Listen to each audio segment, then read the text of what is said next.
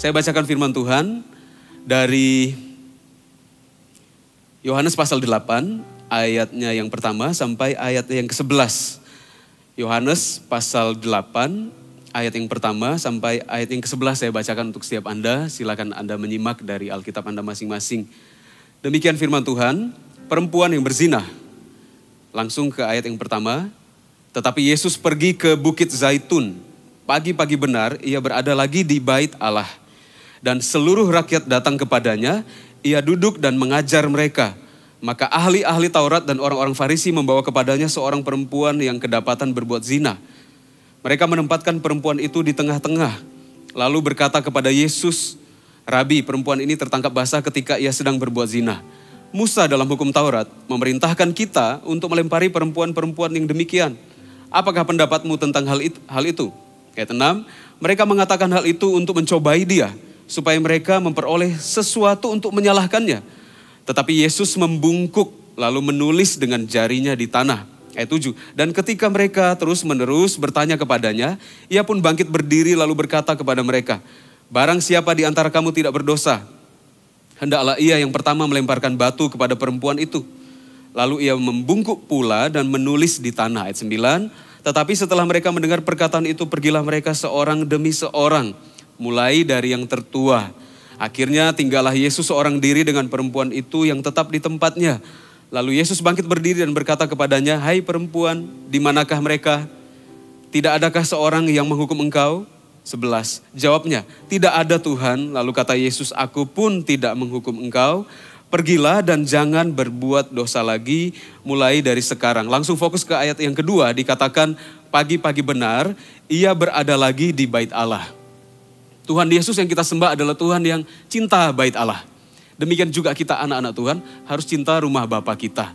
Kita harus cinta sebab Yesus memberikan contoh dalam kehidupannya bagaimana Yesus melayani itu selalu ada kaitannya dengan bait Allah. Ketika ada orang-orang minta didoakan oleh Tuhan Yesus disembuhkan, Yesus berkata, perlihatkan dirimu kepada para pemimpin orang-orang Israel, para ahli Taurat. Dan kalau engkau telah sembuh, persembahkanlah korban. Biasanya korban atau pemimpin itu adanya di bait Allah. Seperti hari ini kalau kita mau didoakan ketemu hamba Tuhan, itu ada kaitannya dengan gereja. Jadi pelayanan Tuhan Yesus itu sangat erat kaitannya dengan rumah Tuhan, dengan gereja. Yesus baru waktu masih usia, masih bayi, Yesus sudah dibawa ke bait Allah. Dan Yesus umur 12 tahun juga pernah terpisah dengan orang tuanya.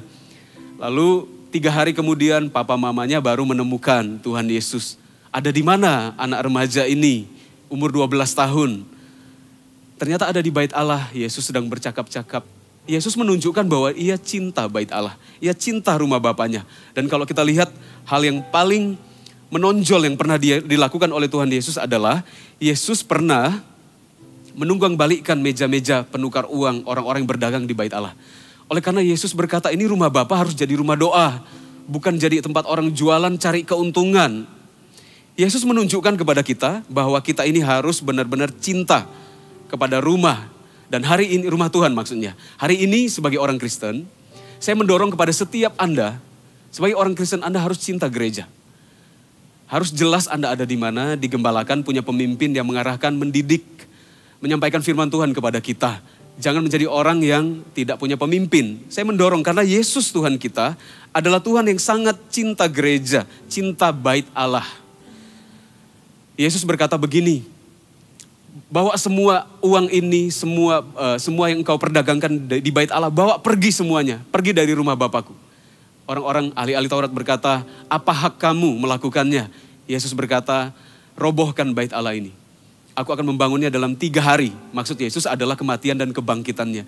Ternyata lewat apa yang Yesus sampaikan, Yesus berkata bahwa pelayanannya, bahkan penderitaan, kematian dan kebangkitan Yesus menuju kepada satu hal. Yaitu memulihkan bait Allah. Siapa bait Allah? Yaitu diri kita sendiri. Kita yang dicintai oleh Tuhan Yesus, kita harus cinta. Kita cinta bait Allah yaitu diri kita sendiri. Hidup kita bangun mencintai Tuhan karena bait Allah itu tubuh kita adalah tempat tinggal Roh Kudus. Tapi oleh karena itu kelihatan di luar kita juga cinta rumah Tuhan. Orang Kristen yang dipakai Tuhan luar biasa harus benar-benar cinta gereja. Punya gereja di mana dia digembalakan. Ada banyak alasan di mana orang-orang itu kadangkala tidak mau ke gereja. Mungkin ada oknum-oknum yang memanfaatkan pelayanan di gereja sehingga jadi batu sandungan. Ada banyak orang atau hamba Tuhan yang pernah melakukan kesalahan, lalu jemaat melihat, kemudian memutuskan saya tidak mau ke gereja. Nah, kalau seseorang tidak mau ke gereja karena melihat orang lain berbuat salah, menurut saya itu pilihan yang tidak tepat. Kita ini jangan berkata kita nggak mau ke rumah Tuhan, ke rumah Bapa karena melihat saudara kita itu bersalah. Itu seperti anak kecil, mungkin kakak beradik mereka yang satunya merasa benar, yang satu merasa salah. Lalu yang benar ini berkata, koko atau adik berbuat salah, papa mama. Jadi saya tidak mau ke rumah lagi, saya tidak mau tinggal di rumah ini karena saudara saya salah. Yang salah saudaranya, jangan mempersalahkan orang tua. Demikian juga kita, kalau ada orang atau saudara seiman yang salah, jangan kita memutuskan kita tidak mencintai rumah Tuhan. Karena yang mati, yang menebus kita dari dosa itu Tuhan Yesus, pemilik gereja. Bukan saudara kita yang jatuh. Kalau kita nggak ke gereja, nggak bertumbuh karena lihat orang nggak bertumbuh, itu sama dengan tidak menghargai penderitaan Kristus di salib. Kalau kita mencintai Tuhan, kita cinta gerejanya. Dan saya bisa bersaksi bahwa gereja Mawar Syaron, tempat kita bertumbuh hari ini, adalah gereja yang mencintai jiwa-jiwa, mencintai setiap jemaat. Memang tidak ada gereja sempurna, ada juga gereja-gereja lain yang dipakai oleh Tuhan. Tapi saya mengundang bagi setiap Anda yang belum bergereja, bagi Anda yang belum tertanam, bagi Anda yang masih bingung. Saya mau berkata, selamat datang di gereja Mawar Syaron, ayo dimuridkan, digembalakan. Sekali lagi tidak ada yang sempurna, tetapi jika Anda memberi diri Anda mencintai rumah Tuhan, maka Tuhan akan membuat Anda bertumbuh. Firman Tuhan berkata, kita ini ditanam di bait Tuhan. Kita akan bertunas, kita akan dipakai oleh Tuhan. Saya percaya setiap Anda yang mendengarkan, setiap Anda yang ada di rumah atau dimanapun Anda berada yang sedang beribadah, saya percaya Anda adalah orang-orang yang tulus. Saya mengingatkan untuk Anda terus ada di gereja, tertanam, mungkin ibadahnya secara online. Kalau sudah bisa onsite, bisa onsite. Anda hatinya tetap tertanam di gereja, ya. Kita lihat pembacaan yang tadi. Yohanes 8 ayat yang pertama sampai yang ke-9 ini menceritakan sebuah situasi yang gak mengenakan sebenarnya. Tetapi dari semua keseluruhan ceritanya kita bisa mengambil kesimpulan, ada poin-poin yang bagus. Kisah di bait Allah ini menjadi gambaran kehidupan gereja saat ini. Ya, Yesus datang ke gereja, ke bait Allah, lalu mengajar, lalu kata firman Tuhan banyak orang datang. Ketika Yesus sedang mengajar, ahli-ahli Taurat dan orang-orang Farisi datang bawa seorang perempuan yang kedapatan tertangkap basah berzina. Perempuan ini didakwa. Mereka tanya kepada Yesus. Yesus nggak jawab. Yesus membungkuk dan menulis di tanah. Yesus bangkit lagi mengucapkan satu kalimat kepada orang-orang Yahudi. Mereka kemudian pergi. Yesus membungkuk lagi menulis di tanah. Yesus tidak menghukum perempuan tersebut. Perempuan itu kemudian diberi kesempatan oleh Tuhan dan perempuan itu diutus pergi sebagai orang yang dibenarkan. Jadi seluruh kisahnya itu ada beberapa poin yang mau saya bahas yang bisa jadi pegangan kita bergereja, jadi pegangan kita jadi anak Tuhan yang berbuah, ya. Lihat wanita ini seorang yang dibawa ke bait Allah, tetapi setelah itu dia jadi orang yang punya lembaran baru. Saya berdoa setiap Anda ketika Anda datang ke gereja dalam keadaan yang tertuduh, keadaan berdosa, ketika Anda datang ke rumah Tuhan, Anda digembalakan, Anda kembali sebagai orang yang merdeka. Saya berdoa itu terjadi dalam kehidupan kita. Apapun yang Anda alami, Anda ke rumah Tuhan, Anda ke gereja minta didoakan. Kemudian Anda mendapatkan kekuatan baru, lalu Anda punya lembaran baru seperti wanita ini. Apa yang membuat wanita ini bisa mendapatkan kehidupan yang baru? Wanita ini sangat malu pastinya, karena dia tertangkap basah, gak bisa bohong lagi, dia berzina, kedapatan. Dalam ketelanjangannya, maaf, ini vulgar. Sebuah dosa yang dilakukan dan semua orang tahu dan itu sangat memalukan. Dia menanggung malu yang besar, tertuduh sekali. Tapi bagaimana dia bisa dapat kesempatan dari Tuhan? Sekalipun kita juga punya dosa yang merah seperti kermisi, Tuhan bisa ubah. Rahasianya apa wanita ini bisa berubah, bisa dapat kesempatan dari Tuhan? Saya melihat di ayat yang ke-9, ini ayat kuncinya. Dikatakan begini, tetapi setelah mereka mendengar perkataan itu, pergilah mereka seorang demi seorang. Mulai dari yang tertua, akhirnya tinggallah Yesus seorang diri dengan perempuan itu yang tetap di tempatnya. Ayat 9 bagian yang terakhir ini penuh makna. Dikatakan akhirnya Tinggallah Yesus seorang diri dengan perempuan itu yang tetap tinggal di tempatnya. Akhirnya tinggal Tuhan Yesus dan wanita ini. Ada makna yang mau saya sampaikan dari ayat ini. Wanita ini berubah, diberi kesempatan kembali ketika dia mengalami tinggal dia dan Tuhan Yesus. Kalimat ini powerful. Ternyata untuk mengalami perubahan hidup kita harus memutuskan bahwa hidup bergereja secara khusus dan hidup sebagai orang Kristen. Itu ternyata antara kita saja dan Tuhan Yesus. Hidup jadi orang Kristen itu hanya antara saya dan Tuhan. Memang kita cinta sesama kita menghormati orang tua, kita melayani orang lain juga. Tapi kalau pelayanan kita dan cinta kita berdasarkan antara hanya kita dan Tuhan, kita akan menjadi orang kuat dan tidak terombang-ambingkan. Hidup kita hanya hidup di hadapan satu penonton. Itu sering dikhotbahkan oleh Pastor Philip. Kita hidup kepada satu orang, satu pribadi. Itulah makna dari ayat ini. Hidup menjadi berubah dan makin berbuah jika kita menyadari yang paling utama hanyalah antara kita dan Tuhan. Udah gak peduli lagi apa kata orang. Jika kita menghidupi prinsip ini, kita akan tetap maju sekalipun orang lain gak menghendaki kita maju. Datanglah ke gereja dengan prinsip saya ke gereja karena saya mau bersekutu dengan Tuhan saja. Saya melayani Tuhan, tapi yang saya lakukan untuk Tuhan. Kalau saya dapat masukan dalam pelayanan saya harus ada yang berubah, gak apa-apa. Saya akan lakukan lebih baik lagi untuk Tuhan. Saya gak lakukan ini untuk manusia. Saya lakukan semuanya hanya untuk Tuhan. Melangkah ke rumah Tuhan, ke gereja, sebenarnya tidak akan mengubah apa-apa sampai kita memutuskan bahwa saya datang beribadah melayani itu hanya antara saya dan Tuhan. Antara kita dan Tuhan. Satu kali Tuhan Yesus itu membawa 3 muridnya pergi ke sebuah gunung, naik ke gunung yang tinggi kata firman Tuhan. Kita bisa baca di Matius 17 ayat 2 dan beberapa ayat berikutnya. Dikatakan begini, lalu Yesus berubah rupa di depan mata mereka. Wajahnya bercahaya seperti matahari dan pakaiannya menjadi putih bersinar seperti terang. Maka nampak kepada mereka Musa dan Elia sedang berbicara dengan dia. Kata Petrus kepada Yesus, Tuhan, betapa bahagianya kami berada di tempat ini.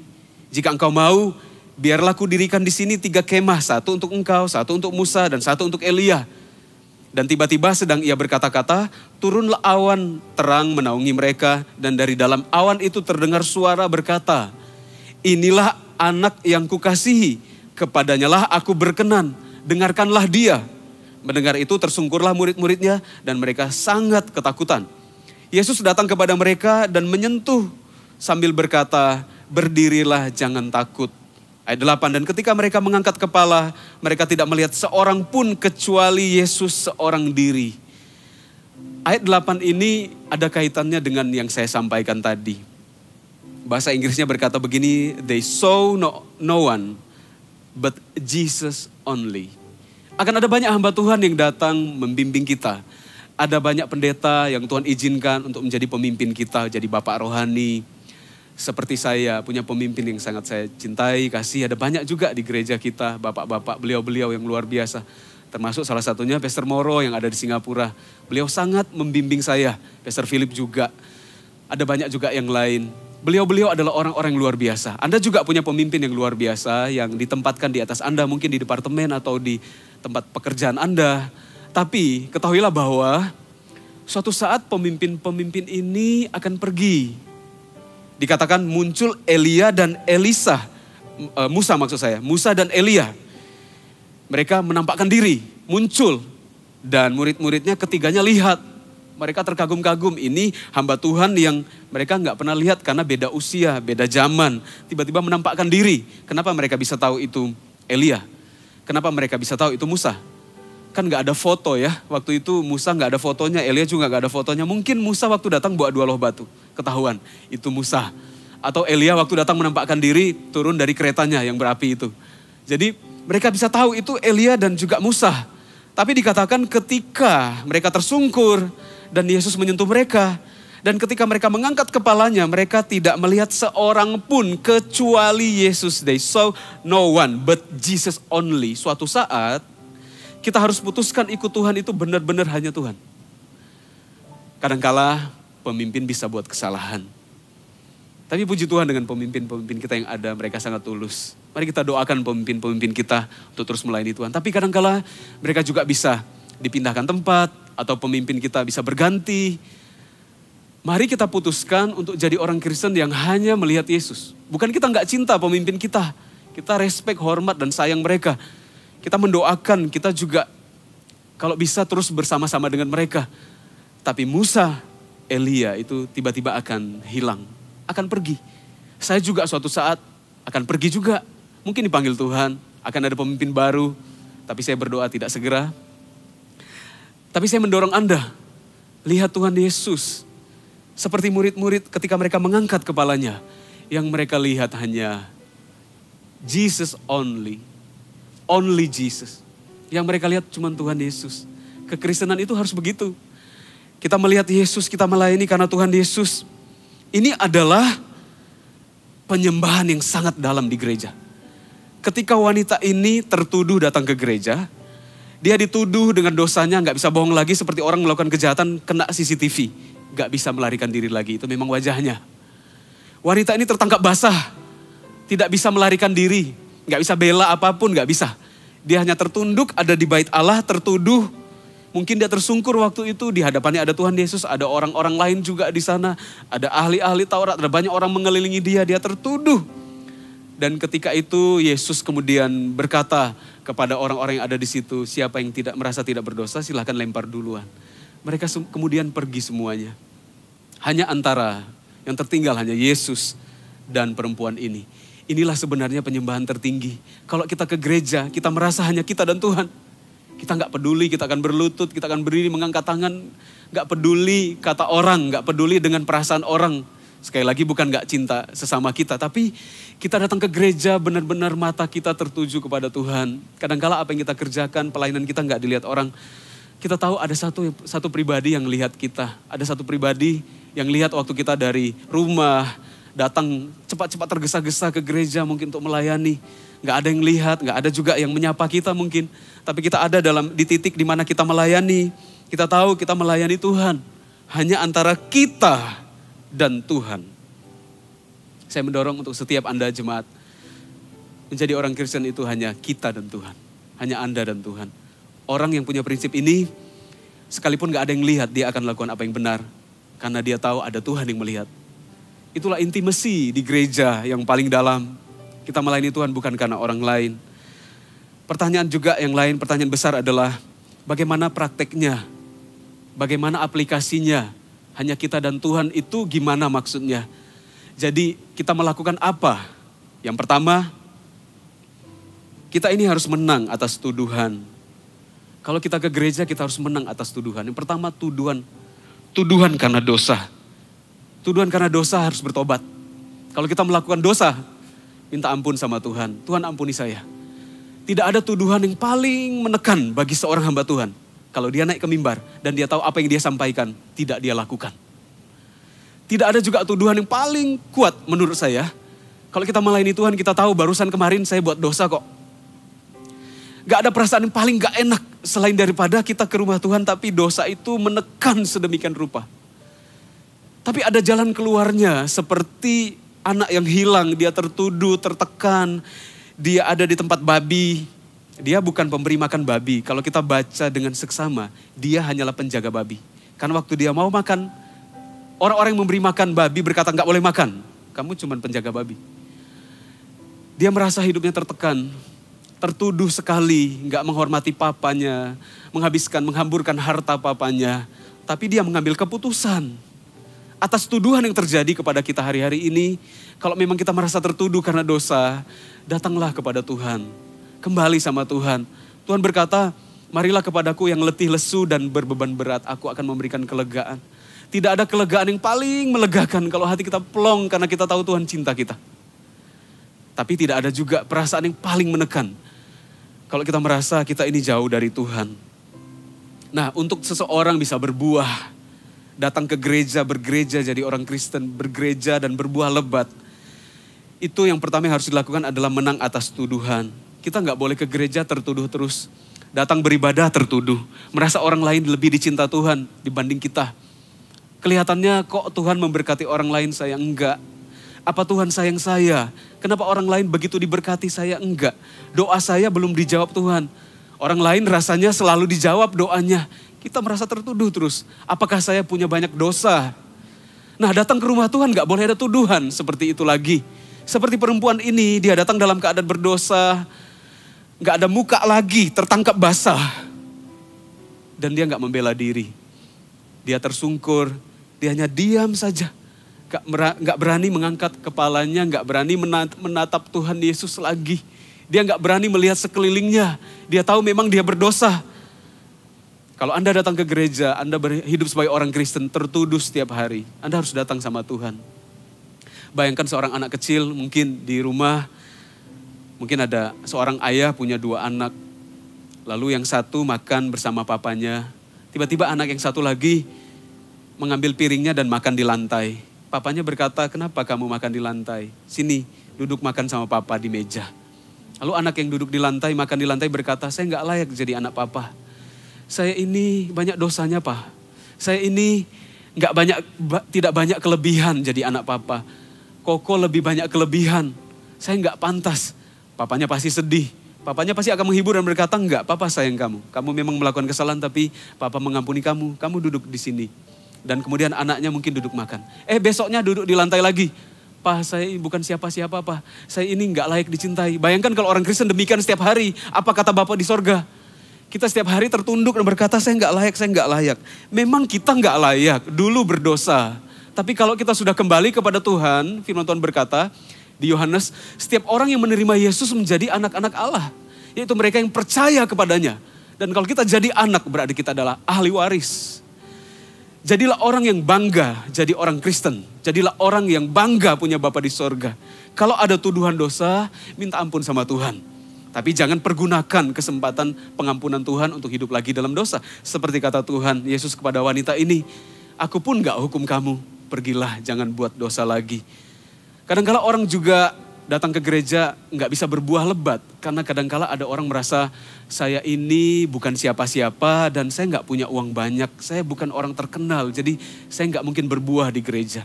Tuduhan itu gak boleh ada di gereja Mawar Syaron. Karena gereja Mawar Syaron menerima semua orang, segala suku bangsa, dari manapun. Statusnya apapun, pekerjaannya apapun, kalau ke gereja sama-sama jadi anak di gereja. Saya saksinya, memang gak sempurna tetapi hamba-hamba Tuhan, full-timer melayani, mengasihi setiap orang. Volunteer-volunteernya juga melayani orang apa adanya. Semuanya dicintai, sekalipun ada kesalahan, diampuni, diarahkan, dididik kembali. Tapi jangan pernah hidup dalam tuduhan.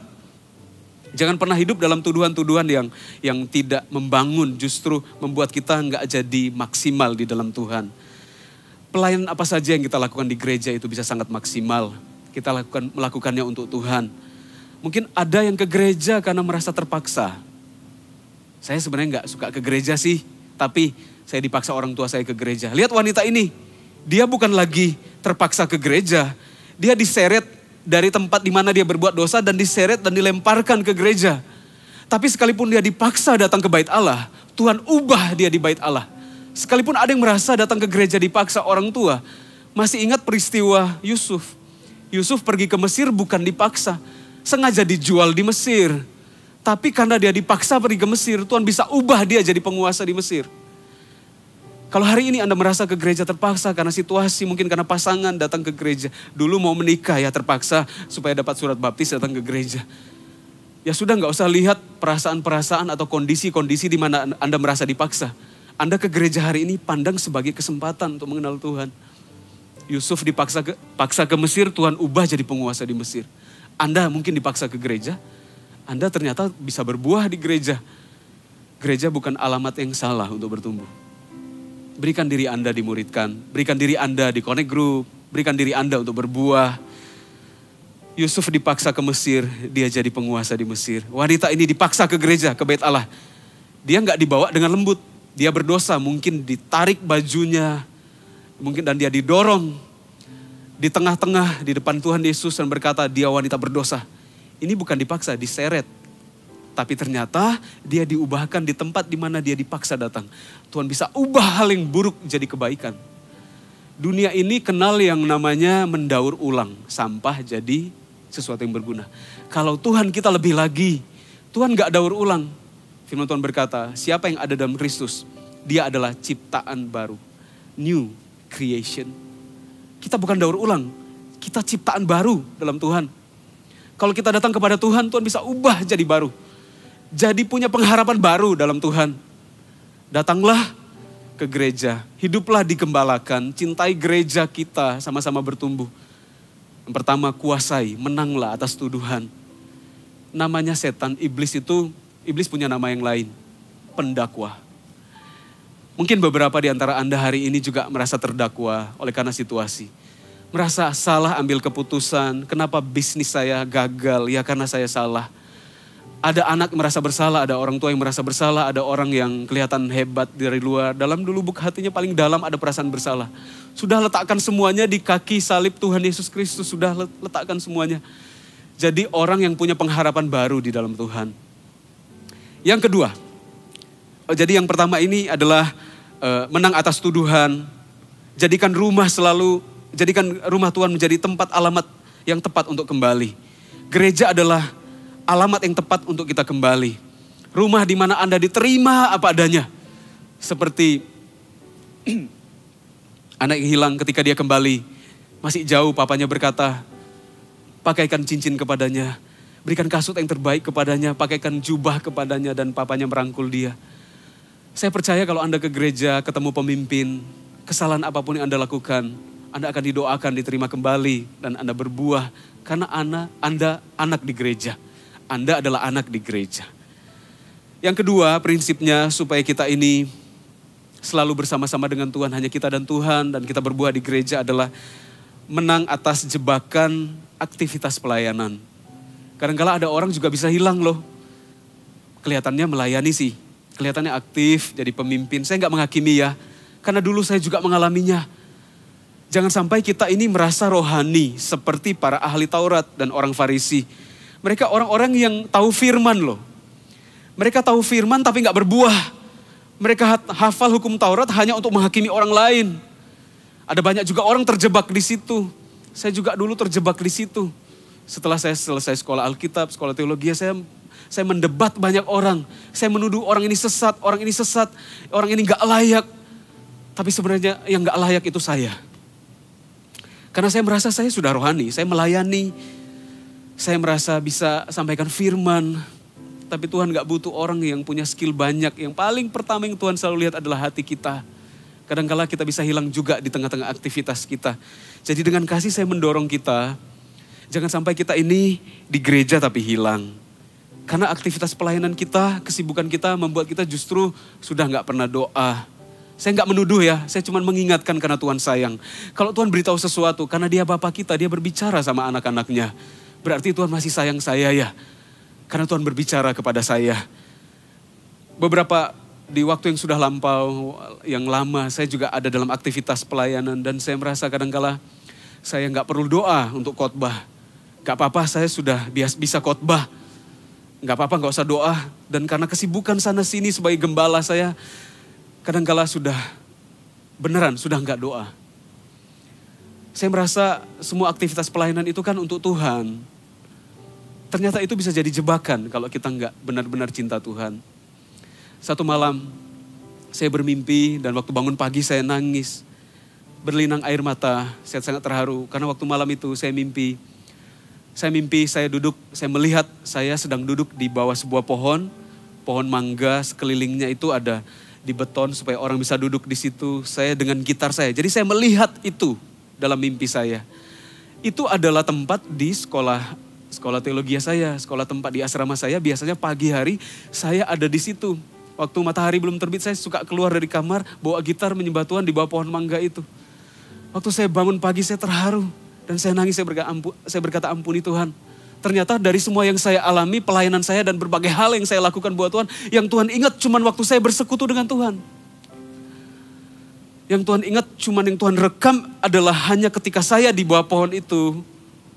Saya mengambil gitar dan nyanyi, sekalipun gak ahli-ahli juga, gak ahli main gitar, tapi ternyata waktu kita bersekutu dengan Tuhan, itu sangat, di sorga itu kedengaran sangat indah. Jangan sampai kita hilang waktu kita melayani Tuhan, kita sibuk sana sini, ayo kembali sembah Tuhan. Karena ternyata yang Tuhan ingat, yang kita bangun itu penyembahan kita bersama dengan Tuhan. Hidup kita itu hanya kita dan Tuhan. Dan yang Tuhan ingat hanya waktu kita menyembah Dia. Itu untuk kasus saya begitu. Semoga ini menginspirasi. Bahwa yang Tuhan ingat tentang saya hanya waktu saya bawa gitar dan menyembah. Saya anggap, menurut saya sih false juga sih. Banyak chord yang salah. Saya ingat waktu itu saya lagi belajar gitar. Tapi yang Tuhan ingat hanyalah pemandangan itu. Saya putuskan waktu itu yang paling utama dalam hidup saya hanya saya dan Tuhan. Dan saya mau menyembah Tuhan terus. Jangan seperti ahli-ahli Taurat. Mereka datang ke bait Allah, ke sinagog. Kelihatannya sih datang ke bait Allah. Cinta gereja kan, cinta bait Allah. Enggak, mereka datang untuk membenarkan diri. Dan setelah mereka datang, mereka berkata, menurut hukum Taurat, bawa nama Musa lagi. Musa berkata begini. Mereka enggak datang tahu firman untuk memberkati orang lain. Mereka tahu firman untuk menghakimi orang lain. Mereka datang ke bait Allah dan dikatakan mereka bertanya kepada Yesus, kelihatan rohani. Ada orang ke gereja, tahu firman, tanya kepada Yesus, ternyata enggak rohani. Jangan sampai kita melayani Tuhan dan kita melupakan Tuhan. Kita harus lebih dekat kepada Tuhan hari demi hari. Ketika saya bangun pagi dengan melihat, ketika saya mengalami mimpi itu, saya seolah-olah melupakan semua. Saya ambil gitar, saya kembali. Saya menyembah Tuhan, menetes air mata. Lagu sederhana, lagu sangat sederhana, lagu lama. Saya banyak menghafal lagu yang lama. Dan kata-katanya sederhana sekalipun, saya menyembah Tuhan dengan itu. Dan kasih mula-mula itu timbul dalam hati. Dan saya merasa hidup kembali. Jemaat yang saya kasihi, mari kembali. Saya berdoa Anda tiba-tiba keingat spot di mana Anda sering menyembah Tuhan. Mungkin di rumah Anda di satu kamar, satu sudut, di sofa. Saya berdoa, Tuhan mimpikan kepada Anda bagi Anda yang sudah enggak pernah doa. Tiba-tiba Anda ingat lagi tempat di mana Anda sering tersungkur dan banyak air mata di situ. Tuhan merekam di mana Anda suka doa. Mungkin Tuhan punya foto ya dan taruh di sorga. Itulah momen-momen terindah dalam hidup kita bersama dengan Tuhan. Jadi yang kedua, menang atas jebakan aktivitas. Kembali kepada kasih mula-mula ya. Yang ketiga, di ayat yang ke-6 berkata begini.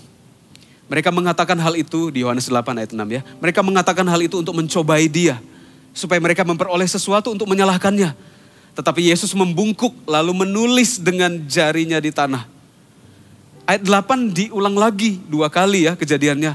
Lalu Yesus membungkuk pula dan menulis di tanah. Aneh, Yesus ditanyain sama ahli-ahli Taurat. Menurut hukum Musa baiknya gimana kalau kedapatan orang berbuat zina? Katanya harus dilempari ya. Menurut Yesus gimana? Menurut Rabi gimana? Yesus hanya menulis di tanah. Saya suka sekali kata-kata ini. Melompat dalam hati saya. Yesus menulis di tanah. Ada beberapa hamba Tuhan menafsirkan bahwa Yesus sebenarnya sedang menulis dosa-dosa daripada ahli-ahli Taurat. Dan akhirnya mereka merasa tertuduh dan mereka kembali. Mereka gak kuat berdiri di sana. Tapi izinkan saya memberikan pemahaman yang lain. Yesus ketika ada menulis di tanah. Saya berdoa minta hikmat dari Tuhan.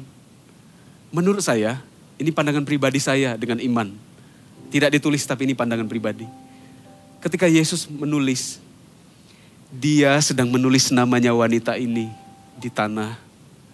Mungkin orang datang dan menuduh Anda. Seperti wanita ini dituduh oleh banyak orang.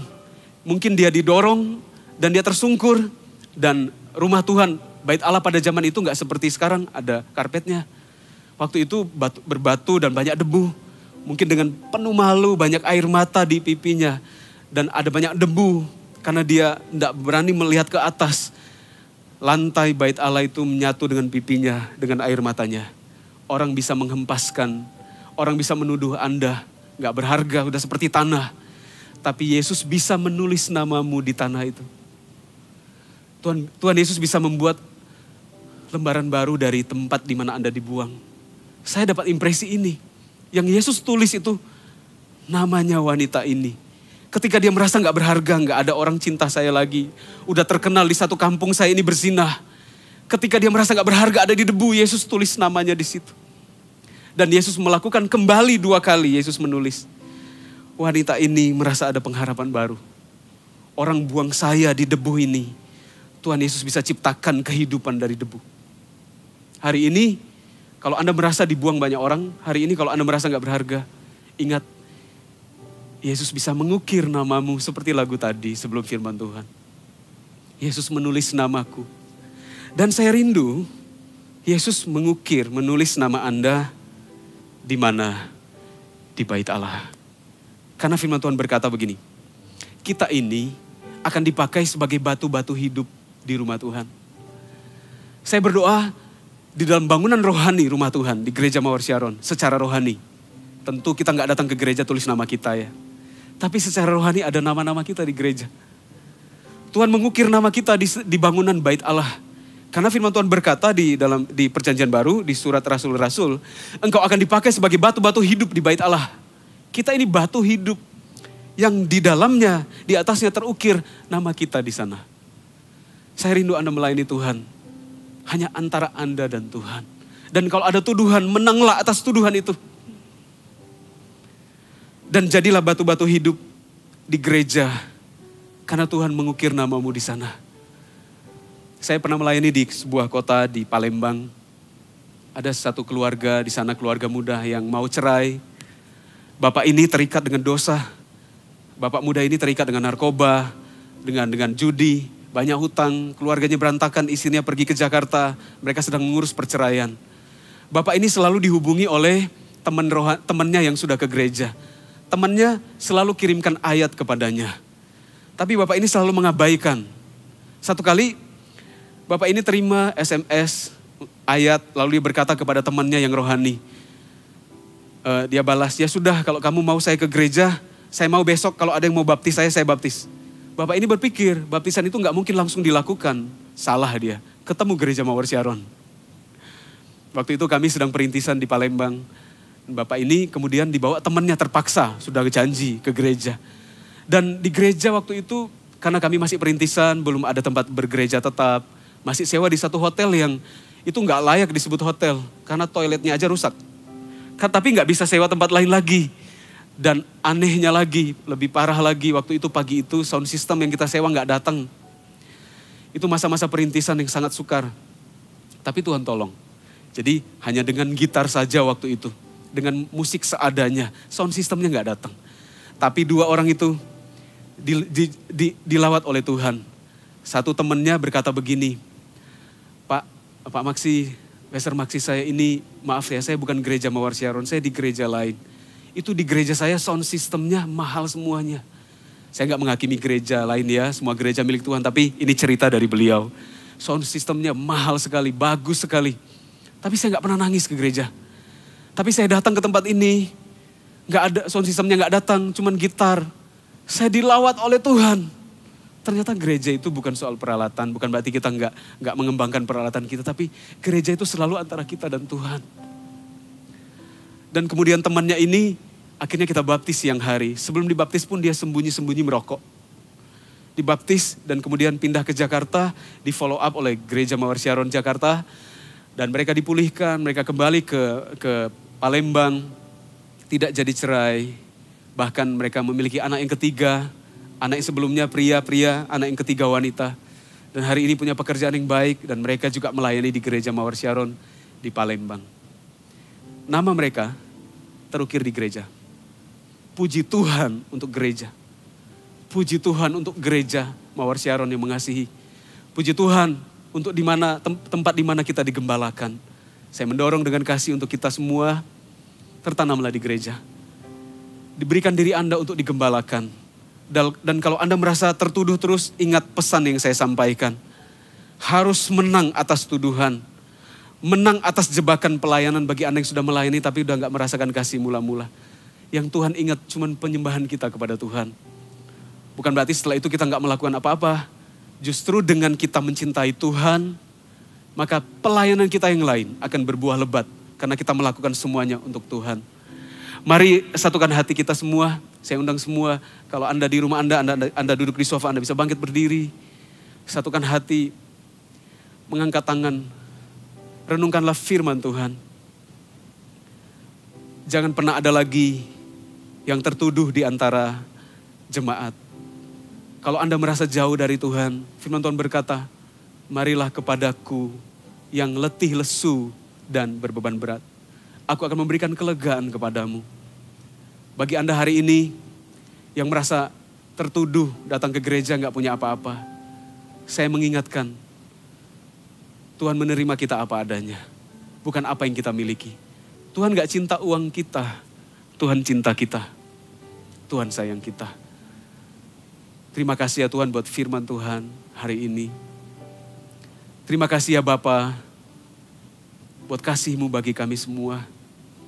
Hari ini Engkau datang dan berbicara kepada kami. Bahwa Engkau mencintai kami seperti Tuhan Yesus mencintai bait Allah. Dan pelayanannya selalu berhubungan dengan bait Allah. Dan bahwa penderitaan, kematian, kebangkitan Tuhan Yesus adalah untuk memulihkan bait Allah. Yaitu kami ya Tuhan. Maka sudah selayaknya kami juga cinta akan rumah Tuhan. Dan kami selalu merasa bangga dan bersyukur atas gereja yang kami miliki ya Tuhan. Terima kasih Bapa.